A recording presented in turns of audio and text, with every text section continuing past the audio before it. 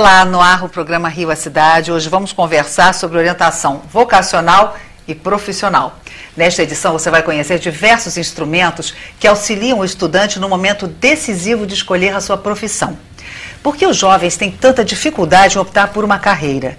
E como evitar a frustração de uma escolha equivocada? Para nos ajudar a esclarecer essas e outras questões, nós convidamos Miriam Paura, que é professora da Faculdade de Educação da UERJ, a Universidade do Estado do Rio de Janeiro. E convidamos Eliseu de Oliveira Neto, psicólogo e orientador profissional. Muito obrigada, Miriam, pela presença, professora Miriam. Obrigada, Eliseu. Você volta ao nosso programa depois de muito tempo. Bem-vindo. Bom, né? Muito feliz. E os nossos telespectadores participam dessa conversa pelo telefone 2527-3025. Nós falamos na abertura do programa em orientação vocacional e orientação profissional. Qual é a diferença? Muita gente pensa que é a mesma coisa. Enfim, qual seria a diferença, Miriam? Elas são próximas, né? Aliás, elas estão dentro da mesma categoria, mas elas têm um significado diferente. Quando a gente fala em vocação, que é uma palavrinha que vem do latim vocare, está ligada a chamamento, a dons, aptidões, algo que a princípio você já nasceu com ela. Quer dizer, a vocação, ela tem uma sinalização mais forte, algo que você já está predisposto. A profissão, não. A profissão sinaliza alguma coisa que você pode aprender. As aptidões já foram discutidas por psicólogos, elas não são inatas. Você pode aprender, você pode ter uma sensibilidade voltada. Então, a vocação, a gente fala mais em orientação profissional, não com o determinismo de descobrir o que você já nasceu para, mas o que você pode e deve trabalhar para adquirir uma determinada profissão. Pois é. Agora, existe... Você quer complementar, Eliseu? Sim, porque depois eu quero fazer um comentário sobre o que você disse, Miriam. Eu acho importante a gente entender uma mudança no pressuposto da orientação profissional. Com a teoria da psicologia em cima da orientação, a gente abriu mão daquela coisa dos testes, da psicometria, da validação do sujeito, para uma outra abordagem. Então, enquanto antes o sujeito ele era passivo no processo de orientação, quer dizer, eu fazia testes sobre ele, de para que ele servia, aquela concepção do homem certo para o lugar certo, da verificação, isso foi deixado de lado. E o sujeito passa a ser ativo do seu processo de escolha. É ele quem escolhe. Não é mais o orientador que vai dar uma resposta. Ele vai, através da orientação, dos encontros, levar esse jovem para um amadurecimento do processo de escolha. Isso é tão interessante que antigamente aqueles jovens que tinham uma competência mais diversificada, eles apresentavam nos seus testes várias áreas que eles estariam afins. Aí a dificuldade continuava.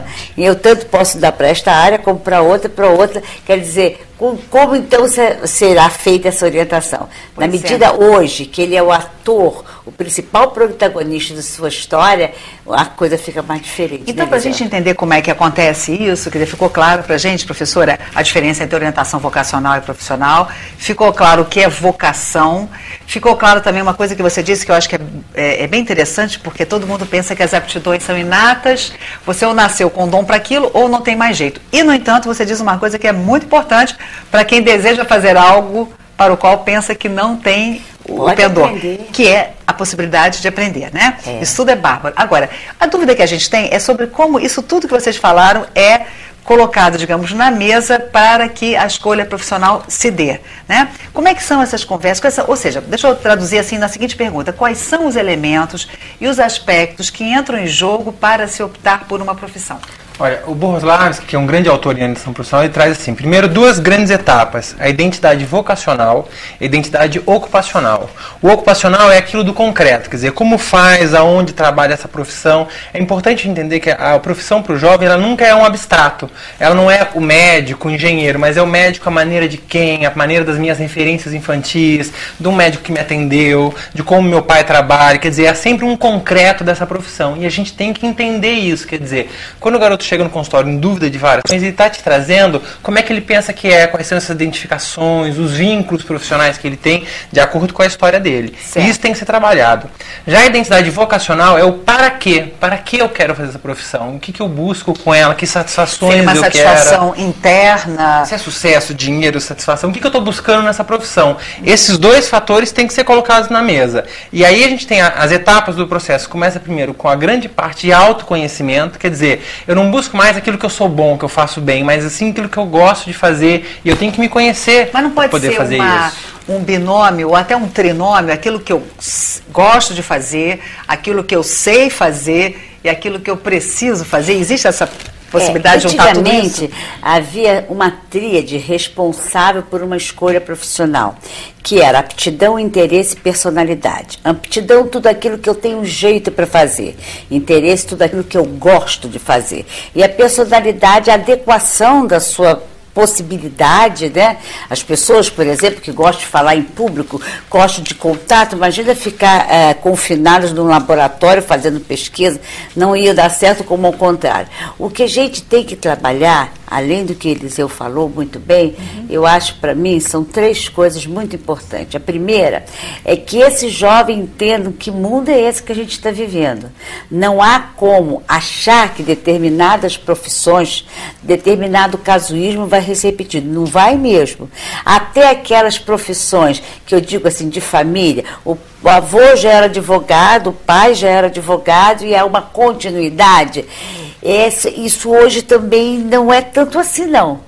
Embora muitos jovens, ao romper esses laços de continuidade, me lembro meu sobrinho, quando falou para o meu cunhado, que era médico, que ele não ia seguir a carreira, ele hoje é um excelente arquiteto, foi meio complicado. Então, temos que discutir essas questões que eu chamo da era da globalização, né? Qual é o papel da mídia? Como é que isso é veiculado? O outro importantíssimo são as novas tecnologias que trouxeram mudança, não é? Significativa. Nós tivemos, ele estava falando aqui das mudanças advindas com a questão dos testes psicométricos, tudo, que surgiram no início do outro século por uma das razões foi a Revolução Industrial. Eu ficaria pensando hoje, com as revoluções da tecnologia, o que não seria de mudança para esse jovem.